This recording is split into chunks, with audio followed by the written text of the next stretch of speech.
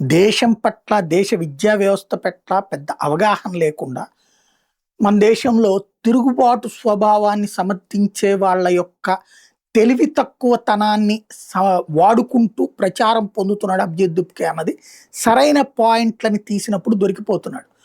తాజాగా అభిజిత్ దుప్కే లాతూర్ వెళ్ళాడు. అక్కడున్న రిపోర్టర్ అడిగారు, మీరేంటి ఎందుకు వచ్చారు ఇక్కడికంటే స్కూల్స్ ఇన్స్పెక్షన్కి అని చెప్పాడు.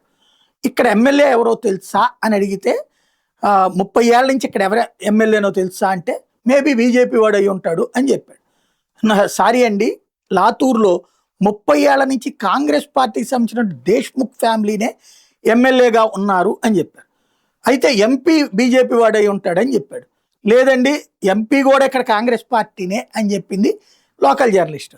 అయితే ఏముందంట, నేను వచ్చింది విలేజ్ స్కూల్స్ని ఇన్స్పెక్ట్ చేయడానికి, అది మేయర్ చేతిలో ఉంటుంది, అంటే మేయర్ ఆర్ ప్రధాన్ అంటుంటారు అక్కడ, వాళ్ళ చేతుల్లో ఉంటుంది ఇన్ఫ్రాస్ట్రక్చర్ అంతా అంటూ మళ్ళీ మాట మార్చాడు. ఓకేనండి, అది నిజమే కదా, ఇక్కడ మేయర్ కూడా కాంగ్రెసేనండి అని చెప్పి, దాంతో ఇక ఏమనాలో అర్థం కాక నేను వచ్చింది బీజేపీ కాంగ్రెస్ గురించి కాదు, గవర్నమెంట్ స్కూళ్ళ బాగోగుల గురించి చూడడానికి అంటే, ఓకేనండి మరి ఇది దేశ్ముఖ్ ఫ్యామిలీ గురించి మీరు మాట్లాడతారా, ఇది Congress party MLA, Congress party MP, Congress mayor, సుదీర్ఘకాలం నుంచి ఉన్నటువంటి చోట్ల అనగానే నువ్వు గోడీ మీడియా కావాలని రెచ్చగొడుతున్నావు అని చెప్పుకుంటూ వెళ్ళిపోయాడు అనమాట.